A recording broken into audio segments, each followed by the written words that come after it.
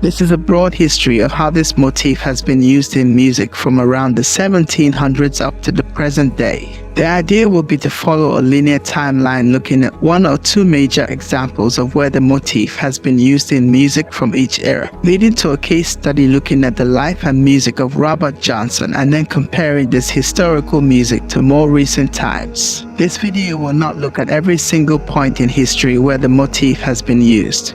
This would be impractical as the devil has been a figure in myth and folklore for over 2,000 years.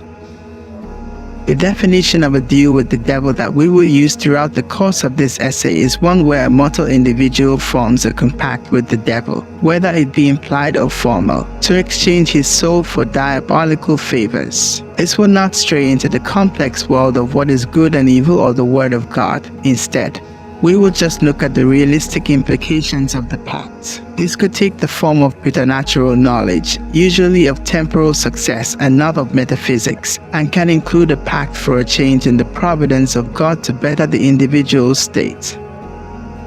The phrase "deal with the devil" is one that has become used almost too readily in our times. Anytime a person chooses to sell his or her soul to get ahead in life, no matter how serious they may be, they are labeling their actions as that of a pact with the devil. It is a motif that has been used throughout history, in literature, religion, and as a figure of speech. First and foremost, what is the definition of the term "deals with the devil" or "deal with the devil"? The standard form of the deal with the devil took place during the 16th and 17th centuries. By the middle of the 16th century, the contract binding one's soul with Satan himself was a prominent cultural fixture. This quote is relevant to the Crossroads legend, as the informer was said to bring his guitar to the crossroads at midnight and would play a soulful tune. At the stroke of midnight, a large black man would come up behind him, take the guitar, and retune it. He would then play a piece after which the informer's guitar playing ability would be greatly improved. The pact had been made. This legend is obviously closely tied in with the folklore, and the black man is quite clearly the devil. The definition of the deal with the devil in the broadest sense is when a person sells his soul to the devil in exchange for something they desire. In literature, this act is usually portrayed with omens and signs associated with the devil, and it is rare that the final outcome of a deal with the devil, being the damnation of the sinner for eternity in hell, is shown. In talking about the deal with the devil in terms of the Crossroads legend, a lot of the ideas are the same as the above, but it also contains a unique value. Folklore and mythology have played a significant role in shaping the concept of the deal with the devil in Western culture. The classical Christian interpretation of the devil and his relationship with man has been adapted from older folklore. These stories often revolved around a trickster figure who tests moral character or provides a difficult choice. The best known example of this in the context of the Devil's Pact is the story of Faust. There are many parallels between the pre-Christian figures of the wild hunt leader Der Alkonig and the Norse god Odin and the devil of Christian mythology. Many of these carried over into depictions of the devil in a Christian context. Often the devil is able to take the form of a particular animal, usually a black goat or dog, another trait he shares with the trickster gods of pre-Christian myth. The motif of the devil's contract also bears some relation to the concept of destiny and fate found in the mythology of many cultures. The classical idea of destiny often emphasized the lack of choice an individual had in the outcome of his life, a concept which plays a large role in the motivations of those who seek to change their fate in making a pact with the devil. The fates of Greek mythology and the Norns of Norse mythology were often portrayed as malevolent forces who decided the doom of men and gods. This apparent influence on the concept of an omniscient and all-powerful force which controls the destiny of men is reflected in the various portrayals of the devil. Let's look at some early examples in classical music. One of the most well-known alleged deals with the devil involves a blues guitarist named Robert Johnson. According to the legend, sometime around the year 1930, Robert Johnson wanted to become a great blues musician. He was instructed to take his guitar to a crossroad at midnight. There he was met by a large black man who took the guitar and tuned it. The devil played a few songs and then returned the guitar to Johnson, giving him mastery of the instrument. This fostering story in which a pact was formed between a black man and the devil gave birth to the Mississippi Delta blues and its influence on what would later become rock and roll. Johnson's songs often contain dual layers of meaning, one describing his tormented relationship with a strict God-fearing church, and the other a pact for the immoral blues lifestyle. The story of Robert Johnson at the Crossroads has been the subject to many interpretations, most notably in literature and film. He was also the root influence of later blues-inspired music involving its own alleged flirtations with the occult. Ever since the beginning of the written word, man has been fascinated by his own nature, both good and evil. The term deals with the devil refers to any situation in folklore or literature when a person makes a forced bargain in which he or she exchanges his or her soul for power, knowledge, or material gain. This has been a common theme in Western literature and its various forms of high culture, often making use of allegory. According to that forced bargain, the individual limits their future in exchange for some short-term gains. The devil often does not appear as the devil but as an allegory. In the case of a deal over the sale of the soul, the bargain is often symbolic of trading something good, but which is also easily lost, for something unfortunate. This is paraphrased in the Latin quod cui prodest sellus is facet, often used in law. The term Mephistophelian refers to a person who is unscrupulous and willing to make any kind of sacrifice for personal gain. The most successful of these is A Man of Intellect, the tale of Dr. Faust. Rich in its use of allegory and metaphor, the tale is an essential component of the Faust legend. Robert Johnson and the Crossroads. Johnson's most famous song about the devil is Crossroad Blues. The lyrics tell of the singer's failure to hitch a ride at the crossroad late at night. He complains to have gone down to the crossroad in hopes of flagging a ride and adds that he would run to the limit of his road. He goes on to ask hello, Sadie, ooh, hello. Said I believe I beat my soul to a shadowy figure who is really the devil in disguise. This figure takes the singer's guitar, tunes it, and proceeds to play a few bars before returning the guitar and sending the singer in a pact-based appointment. The song's lyrics as well as its eerie and mournful melody serve as testament to the Raymond Firth statement to the effect that the emotion that the singer experiences is more important to understanding the music than the events which initially led to that emotion. The legend of the Mississippi bluesman selling his soul to the devil at the crossroads in return for mastery of the guitar has become deeply ingrained in the mythology of the blues. The person to whom this legend is attributed is one Robert Johnson, a little-known blues guitarist from the 1930s. Not much is known about Johnson's life and music, although the music he left behind shows a strong Delta style of playing with the mastery of slide guitar. Johnson died in 1938 at the tender age of 27. It is an uncanny coincidence that the same age is given for blues musicians dying in some pact made with a demonic force, Jimi Hendrix and Janis Joplin being two prime examples. Niccolo Paganini and the Faust legend. Niccolo Paganini became one of the most famed violinists in the early 19th century. His talent was so great that it became the source of both admiration and myths, the most famous of the myths being that he sold his soul to the devil in exchange for his great skills as a violinist. The pact became the central theme to his own Caprice No. 24. Already praised by a German philosopher and doctor of the same period, Jupiter stated that Paganini, how this man plays the violin, it must be from the devil. This superstition was spread by the people of Italy. Around this time, there was a rumor that he had secretly made a pact with the devil, who was pouring into the violin to bring him good fortune, which can be seen in the alchemy scene in Faust. This legend persisted throughout Paganini's life and became the basis for a series of compositions in the 19th and 20th centuries. Maurice Ravel and Franz Liszt both wrote sets of virtuoso solo piano variations on Paganini's Caprice. This work has also inspired works by Andrew Lloyd Webber and George Rochberg. Franz Liszt's Mephisto Waltz. In 1849, Hungarian composer Franz Liszt wrote a piece for solo piano titled Mephisto Waltz, which was later arranged for orchestra. This piece was Liszt's musical representation of a scene from Nikolaus Lenau's Faust, in which the sly Mephistopheles lures Faust's innocent beloved, Gretchen, to a lonely tavern on the outskirts of the village, where she dances in his arms until she falls exhausted. Her subsequent remorse and the death of her child cause her pangs of despair, which drive her to seek the aid of the Virgin and ultimately lead her to madness and death.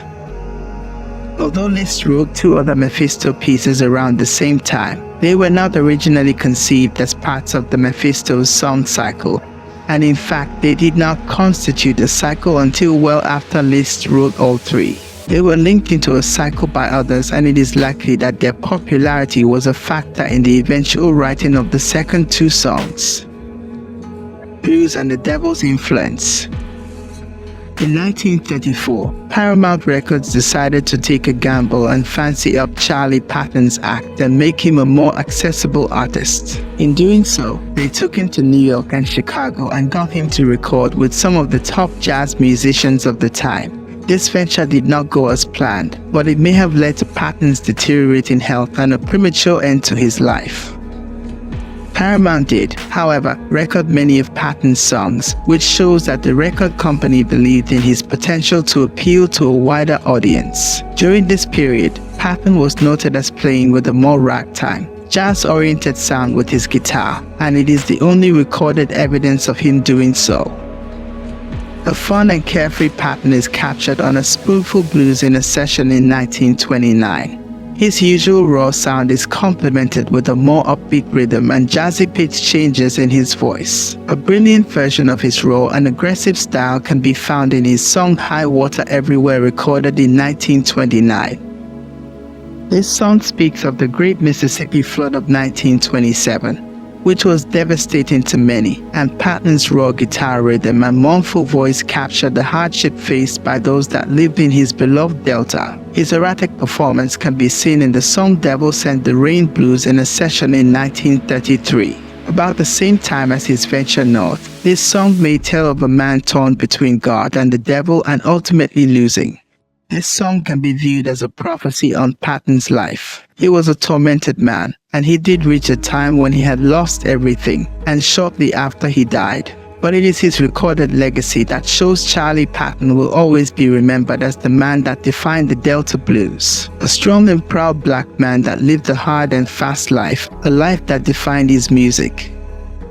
Charlie Patton was tormented by his personal demons. Patton was a key figure in the early development of blues, and he lived a hard and fast life. He drank heavily, he was violent, he worked on the chain gang many times, and he was married many times. Known to be a very erratic performer, he was said to be one of the first artists to play slide guitar.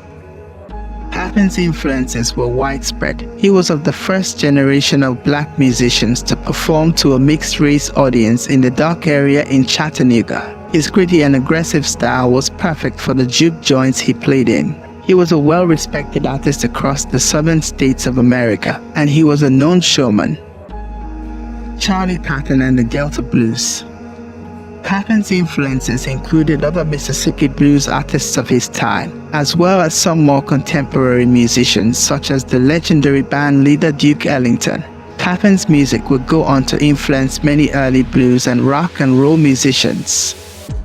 One of the most notable things about him was his voice. It was loud and very distinctive, which gave his music an emotional intensity not found in other musicians of his time. He was also a highly skilled guitar player known for his ability to play slide guitar. Depending on his mood, he sometimes played with a high-pitched intense speed or a slow and deliberate style. His extensive phrasing and large rhythm variations gave his music a unique range and complexity. His lyrics often spoke of his hard life and times of trouble, of which he had a lot.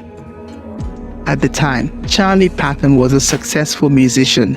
He played many house parties and juke joints in the Mississippi Delta. He made friends with and sometimes played with other influential blues musicians such as Tommy Johnson, Willie Brown, and Son House. Patton even played a guitar instruction session with the great Howlin' Wolf, one of his famous Delta blues contemporaries. Howlin' Wolf later said that he did not learn much from it, but it meant a lot to be able to play with Charlie Patton.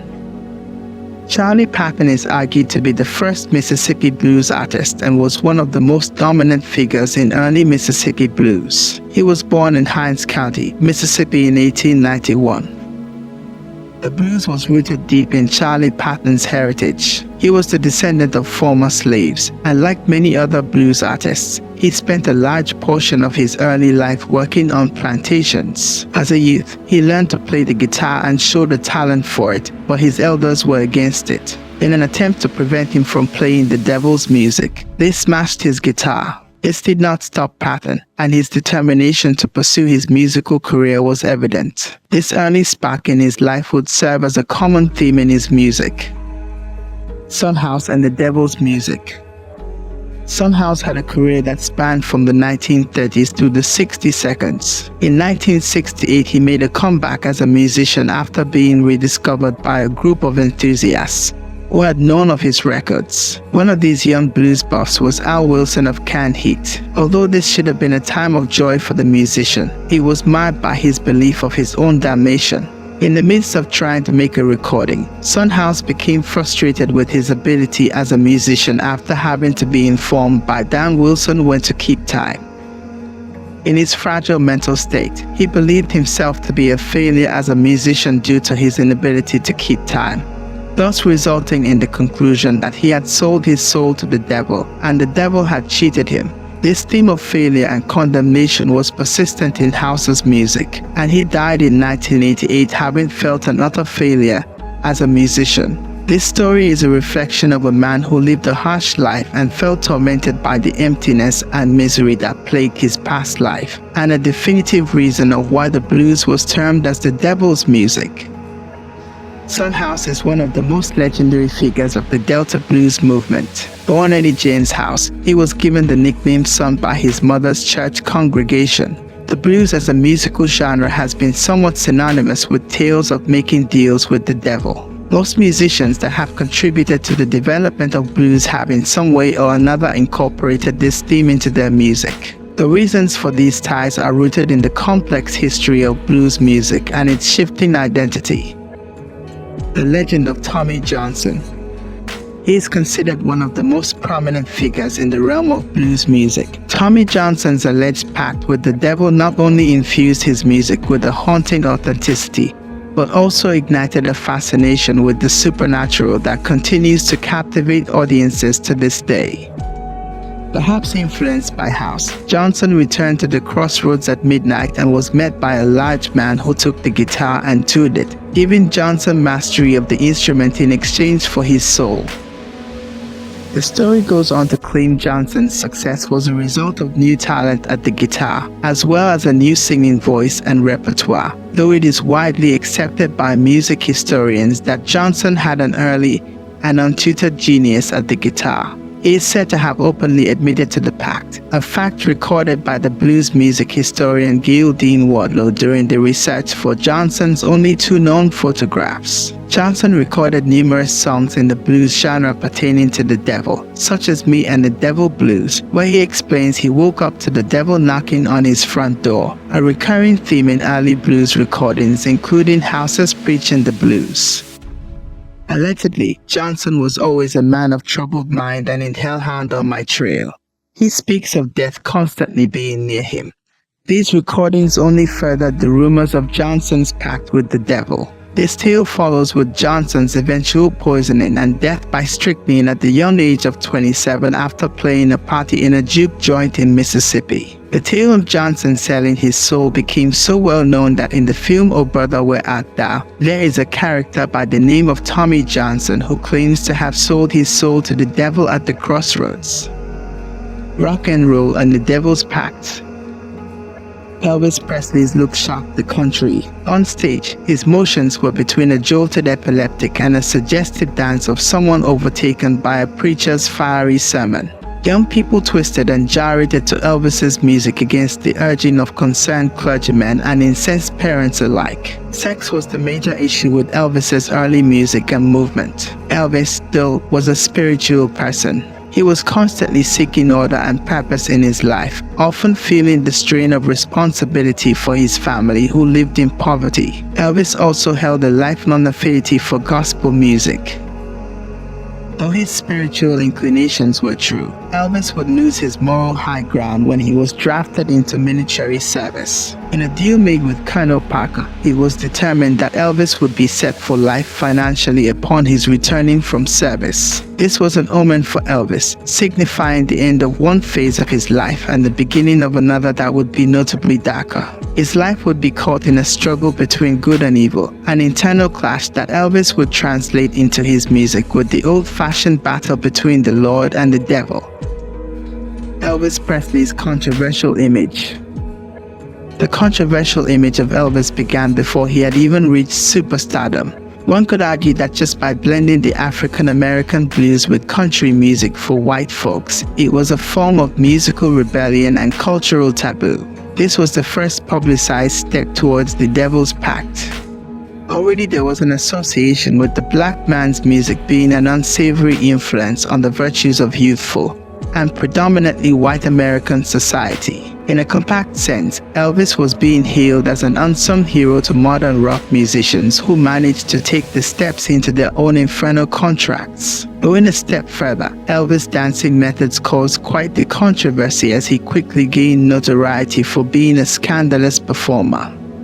Coming out of an era where partners were still two-hand-hold dancing to mild swing music, Elvis' pelvic thrusts on stage proved to be the bane of every concerned parent's existence. His first appearance on the Ed Sullivan Show saw the camera trying to only film him from the waist up, and he was eventually banned from further performances on the show. This may very well have been Elvis' early trial in avoiding further fame. This endurance to be the bad boy of music, no matter what the cost, was an eerie precursor to a similar trial and a complete embrace in the future for the creation of devil's music. After the pinnacle of the big band era and the eruption of the swing explosion, rock and roll music brought an all-new nadir for the devil's pact. Never before was there music that was so evil to some yet so innocent to others. The 1940s and 50s brought pin-up girls, electric guitars, and seemingly wilder music than previous generations were accustomed to. Who was there at the forefront of this controversial time? None other than Elvis Aaron Presley. Often dubbed as the king of rock and roll, Elvis had taken the style and blues tunes of black musicians and merged them with upbeat tempos and angsty lyrics to create a style that would give parents of teenagers many sleepless nights. The Rolling Stones and Sympathy for the Devil. One of the most direct forms of establishing a devil's pact, the selling of one's soul, can be witnessed in Mick Jagger's performance of Sympathy for the Devil. Through the transformation of Jagger's voice and the sly implementation of stabbing sounds, the scene is set for the devil to explain his actions and people's perceptions of them throughout history. The song was also released shortly after the mishaps at Altamont, creating a direct emotional comparison from mankind's actions to those of the devil.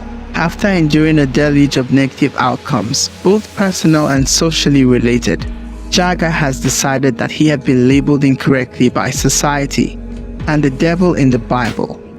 For example, Jagger once stated, "Everyone's held a grudge against me, you see. I was sitting in the courtroom that Saturday and the Altamont thing came up. You know, that was not my idea and it's had dreadful consequences, right? But I mean, who's going to cast the first stone?" The speaker assumes the role of the devil in this quote, expressing his frustration at the current perceptions of his actions and the accountability placed upon him.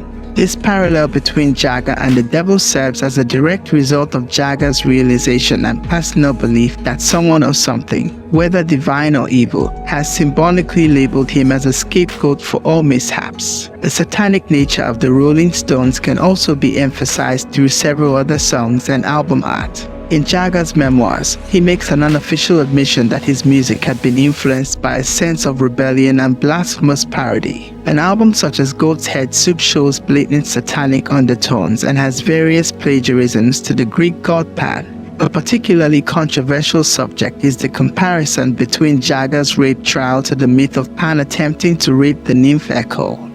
The trial had been a very distressing time for Jagger, who suffered heavy consequences despite being acquitted of the crimes. Pan's situation was similar, and Jagger's rendition of the myth in the song Dancing with Mr. D was a form of questioning the accountability and punishment for his own actions during that time period. Led Zeppelin's connection to the occult.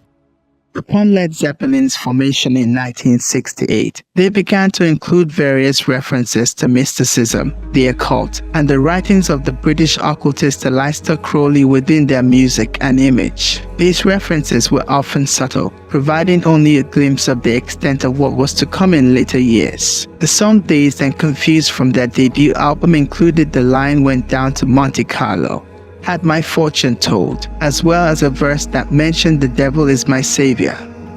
This gave a small glimpse that Page's songwriting was to be influenced by his interest in the occult. However, Led Zeppelin's infatuation with the occult is most notable in the music and progression of their fourth album. This album was yet to be titled, but because of the strong following the band had in America and its loose connection with folklore, it was often referred to as Led Zeppelin IV. The album contains some of Led Zeppelin's most famous work, including the track Stairway to Heaven. At this point in time, Stairway to Heaven is the most widely played and known song played backwards to reveal subliminal messages. This was brought to public attention in the late 1980s during a much publicized US trial in which the parents of a suicide victim claimed their son was influenced to end his life after listening to the subliminal messages. If the subliminal messages were in fact intentional, it seems clear that they were inserted by Page, suggestive to lure the listener into delving further into the occult. It is now the song is often referred to as Zeppelin's quest for the perfect unveiling of their alchemical aspirations. Stairway to Heaven also marked the divergence from pure blues and the evolution of a new form of music for Led Zeppelin. This had been hastened, of course, by the band's increasing infatuation for the occult, including the teachings of Aleister Crowley. The album also contained the Gollum-esque Misty Mountain Harp and Battle for Evermore, a reference to J.R. Tolkien's Lord of the Rings, another favorite in the occult. Page was to take leave from the remainder of Led Zeppelin's work to date the following year when his interest in the occult took him to Bowskine House, situated on the southeastern shore of Loch Lomond in Scotland. The house had been owned and occupied by Crowley, and Page had heard that the atmosphere and the house itself was in some way conducive to the furthering of one's spiritual quest. He had not initially intended to buy the house. However, after an uncanny set of circumstances in which he had discovered the house was up for sale, he immediately pursued it and took up tenure sometime in the year of 1970. Heavy metal and satanic panic. The members of arguably the first heavy metal band, Black Sabbath, have repeatedly denied having any involvement with the devil, despite the appearance their music sometimes enforces. Ozzy Osbourne declared about the band's name, "Just after we decided to call it a day, I was out of work for 9 months and I thought, sod it, I'll call the band Black Sabbath and get cracking again." It was just to get a few bob. However, the themes present in songs like Nib and Black Sabbath point to a different hard to argue against. These songs are uncovering dark hidden meanings in well-known hymns. While the lyrics and musical style of Black Sabbath have been widely misinterpreted as devil worship, the band's music remains an innovative force in heavy metal that would be a model for later bands. Sabbath helped lay the groundwork for the music and the aesthetics of heavy metal. They use heavy guitar riffs, pounding bass and drum lines. They are also credited for popularizing the ideal of the rock lifestyle, with their use of occult and horror imagery and use of tritones in their music.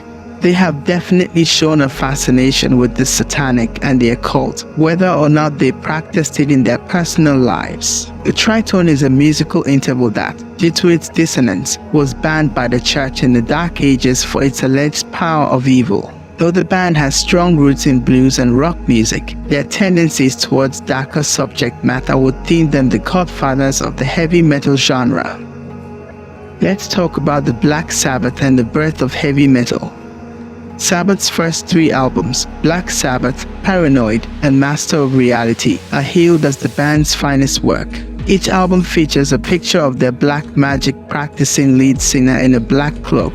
During their career, they've been accused of inspiring impressionable fans to dabble in the dark arts of devil worship. Their lyrics often contain themes of war, destruction, death, apocalypse, and Lucifer himself.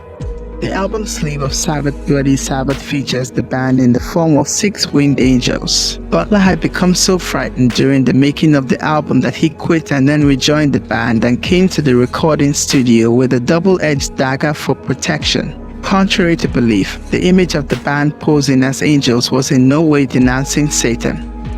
According to the band members, it was to establish the statement that regardless of who or what we can assume to be working on the dark side, everyone always thinks of themselves as the angel side of the coin. Black Sabbath was formed in 1968 under the name Earth. Band members included guitarist Tony Iommi, drummer Bill Ward, bassist Geezer Butler, and a man by the name of Ozzy Osbourne as a singer. In 1969, they discovered there was another band named Earth and decided to change their name. While rehearsing a song of the same name by the band Black Sabbath the very same night, they found themselves suddenly in front of a movie theater that was showing a Boris Karloff film of the same name. They noticed how people paid money to be frightened and decided that as a heavy band, that was something they could capitalize on. Iommi had been involved in a freak accident that cost him the tips of 2 fingers on his right hand, and to compensate, he had to downtune his guitar in order to make the strings more slack. This is where Black Sabbath's distinct sound originated and unintentionally gave birth to the heavy metal genre. With a tritone or devil's interval and slowed down heavy sound, they created an eerie droning style and were immediately branded as a heavy rock band. Let's examine the Judas Priest legal battle. The early 1980s saw the rise of American heavy metal band Judas Priest and their increasing notoriety. In 1985, the band found themselves embroiled in a lawsuit which they would eventually win, but not before sustaining a great deal of damage due to the negative publicity of the trial. The Brandon Tanner case involved a young man who was allegedly encouraged to commit suicide through subliminal messages hidden within the music of Judas Priest. The plaintiffs alleged that a song entitled Better By You, Better Than Me contained the line "Do It," which Tanner was said to have quoted before shooting himself. The case was eventually dismissed due to the fact that Tipper Gore and the PMRC had not actually heard the recording in question, and were therefore deemed unable to offer any expert testimony. Nevertheless, the band was faced with extensive legal fees and a troubling public image. KK Downing's response to the matter was, "We have gone through nearly 4 years of emotional and financial strain, and I think it's important that we made a stand and made a stance to show that this kind of thing cannot happen without overwhelming evidence." Well, let's talk about the Slayer and the controversy surrounding Rain in Blood. It can be argued that the reason Slayer have always brushed off the devil-worshipping claims as being a product of their own personal beliefs and the act of making and believing in individual life choices as opposed to herd mentality influenced by society and differing religions. However, Rain in Blood undoubtedly struck a chord with something that was identified by general public opinion to be a dangerously radical, blatantly satanic piece of work. In comparison to preceding Slayer albums, the lyrics and song style were more direct and focused. Tom Ary's opening scream on Angel of Death, where the Aryan swan Joseph Mengele is graphically described, set the tone for a horrifying, graphic portrayal of historical and fictional events often involving systematic torture, forgetfulness, and brutal methods of death. The image painted was a dark and disturbing one, echoing the lyrical content. Topics such as Rain in Blood, dealing with an apocalyptic bloody end to the world and rebirth, projected a bleak and despairing future for humanity. Although not a typical Satan-praising album, it was certainly easier to misinterpret anything in the album as being of satanic nature, an image that Slayer had already been trying to shrug off since their earlier years in the Metal Blade days. The timing was also crucial, with 1986 seeing the height of heavy metal music's popularity. Thrash metal was breaking into the mainstream and punk genres had gained popularity since the 70s incarnations. Parents and other figureheads of moral standards were already worried. An album like Rain in Blood was sure to attract attention, negative or positive. Often negative attention is best for underground artists trying to break into the mainstream and gain exposure. However, Slayer found that the type of attention their major label debut brought them could be problematic and ultimately off-putting. When looking at the release of Slayer's 1986 album Rain in Blood, it is clear to see why it sparked controversy and worry from the public and press alike. As mentioned earlier, prior to and since the release of Rain in Blood, there have been many heavy metal and rock artists that have been branded as in league with the devil and have been blamed for all manner of destructive and suicidal behavior, partially if not wholly due to the messages and imagery projected through their music. However, Slayer as a band and their lyrical themes and imagery have always been identified with the occult and the darker side of religion and anti-organized religion sentiment. Let's talk about the contemporary pop and the devil's influence. Madonna's Like a Prayer is one of the defining anthems of pop music. It was released at the end of the 82nds, a time when the music industry was one of the most successful in the world, and when pop music was dominated by the top 40 charts. The song itself is about a relationship with God. Madonna said she wrote the song at a difficult time in her life. It was in memory of her mother who died when she was 5. Madonna was engaged to Sean Penn and she knew it was wrong. It was Madonna's sinner's prayer, because during the time she felt God had turned his back on her and searching for something more in her relationship with God. Madonna once said, "I'm down on my knees. I want to take you there." The music video shows Madonna witnessing a murder and then making love to a saint, making the saint a black man. This caused extreme controversy as many religious groups said the video was blasphemous. Pepsi had even paid Madonna $5 million to use the song in a commercial for their new product. Pepsi had just released a statement pledging to clean up their image and said they would not use pop stars with unacceptable public image. They were unaware the music video would be released, having only viewed the concept. They knew that once people saw the music video, it would destroy Pepsi's image. But with pressure from religious groups, Pepsi pulled out and dropped Madonna. People felt Madonna had gone too far this time and had left her with little public sympathy around the world. In a radio interview with As the World Turns, Madonna broke down in tears, claiming she would not have made the video if she had known the consequences and that she was a good person. Pepsi's public image did in fact gain sympathy for Madonna due to the fact they were seen as hypocrites. And in the end, the whole saga was positive for Madonna. The single and the album both hit #1 in the charts, and it established Madonna as the first artist to be able to address themes like religion and make statements in their music, going further than Elvis or the Beatles did in the 60s, and it opened doors for many other pop artists to be able to do the same in the future. An example shown later as we move into more recent music with Beyoncé. Next, Madonna's Like a Prayer controversy. In 1989, pop goddess Madonna released Like a Prayer with a controversial marketing campaign that fused the song with the symbolic imagery of burning crosses and stigmata. The music video contains a dream of Madonna witnessing the murder of a white girl by white supremacists, and a black man is arrested for the crime. Madonna hides from the real killer, who is revealed to be a saint with the eyes of a painting, and she is erroneously accused of the murder. The man she saw earlier is brought to the police lineup, and Madonna is torn over whether to clear the innocent man or her own name. The video ends with a call to her own mother before moving on to the song's religious dance sequence. This obviously created a firestorm of publicity and protests from religious groups who were outraged by her mixing of sexual and religious themes and perceived mockery of Christian iconography. The Vatican condemned the video and Pepsi terminated Madonna's endorsement contract. At the same time, Like a Prayer received note for challenging the racial injustices of the death penalty. The charges of blasphemy and the racial interpretation of the video increased its commercial success, and it is now recognized as a defining moment in Madonna's career and pop music itself. It was an early example of pop music pushing the envelope and being used as a tool for social commentary, and the video was later ranked highly in countdowns of the greatest music videos of all time. The song was Grammy nominated and in recent times has been adopted as an anthem by various human rights organizations. According to Rolling Stone, this was a time when Madonna was at her creative peak and boldly speaking her mind, unafraid of judgment. Next, Beyoncé's Lemonade and Empowerment.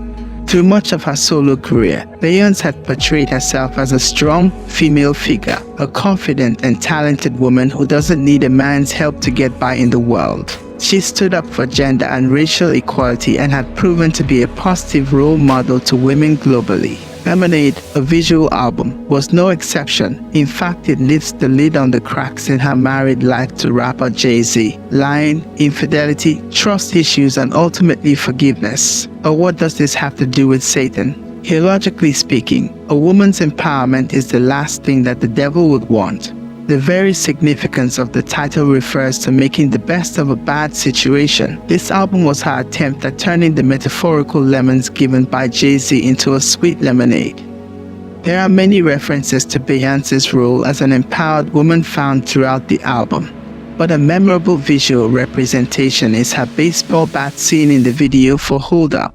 In this song, Beyoncé sings about a woman's acts of craziness where she starts to suspect her man is cheating, something that any woman who has been in that situation can relate to. Dressed in a canary yellow ruffled dress, she skips down the street swinging a bat and damaging cars. This is a clear symbol of her protective rage, that when channeled productively can be used to eliminate such an issue from her life. The bat is used again in her video for Sorry, another song of female empowerment and overcoming trust issues. This time the vibe is less aggressive as her and a group of girls sit in a monster truck. Long story cut short, Beyoncé's behind the wheel, role reversal and empowerment at its finest. Lemonade leaves a lot to interpretation, but feel free to watch the country-themed video for daddy lessons and ponder whether her coincidence in finding Jay-Z has a shotgun and a blacksmith gang saying she won't find him like that is a metaphor or a pre-warning. Next, The Weeknd's exploration of dark themes. Early in his career, The Weeknd released a series of mixtapes which would later be compiled into an album called Trilogy in 2012. While writing this music, he was reportedly at a low point in his life. He had been homeless for a period of time and was feeling increasingly disconnected from the rest of the world. His personal struggles at this time would spill into his music and give it a depth which is not commonly found in the R&B genre. In a Reddit armor, The Weeknd discussed his feelings at that point in time and said, "Death. It's where I have to stop the inspiration. It's hard. I'm a quitter. I'm good at everything but things that are good for me." The singer has also admitted to using heavy drugs at the time, despite the damage it did to his psyche. This era in his life is ripe with Faustian themes. The Weeknd was dissatisfied with his position in life and struck a deal with dangerous forces in order to achieve his twisted version of greatness. The Weeknd is a Canadian singer, songwriter who has quickly risen to fame in the pop and R&B genres. Despite his relatively short career, he has already been met with critical acclaim in the music industry and would be an excellent candidate for a new generation of Faustian tales. At the heart of The Weeknd's music is its exploration of the sex and drug-fueled underbelly of life, a locale in which Faust lost his soul to Mephistopheles. On tracks like High for This, Coming Down, and The Knowing, The Weeknd weaves a vision of seduction and ecstasy that is as irresistible as it is damnatory. It is a tale of temptation, and in many ways he depicts a struggle with the fleeting nature of happiness and a desire for something more.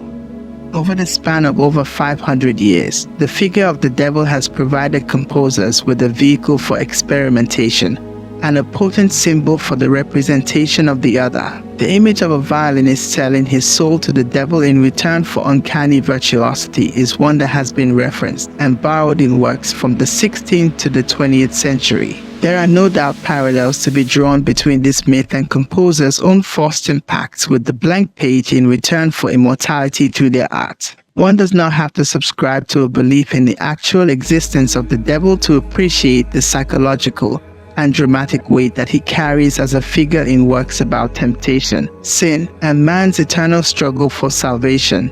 The devil is a slippery shapeshifter, trickster and master of disguise, and the rich and diverse ways in which composers have sought to give musical life to aspects of his character have brought forth some of the most colorful, characterful, and dramatic music ever written. It is also evident from the wide range of works examined in this essay that the devil is a figure that defies cultural, chronological, and stylistic categorization. The image of a Faustian pact transcends the socio-political tapestry of the society in which it was conceived, and as long as composers have the desire to engage with weighty metaphysical and psychological themes, it is likely that further works of this topic will continue to emerge. In conclusion, it is my assertion that the devil is a figure that has inspired a wealth of imaginative and creative musical interpretation, and it is this richness and diversity that has allowed his character to remain relevant and compelling in the Western musical tradition.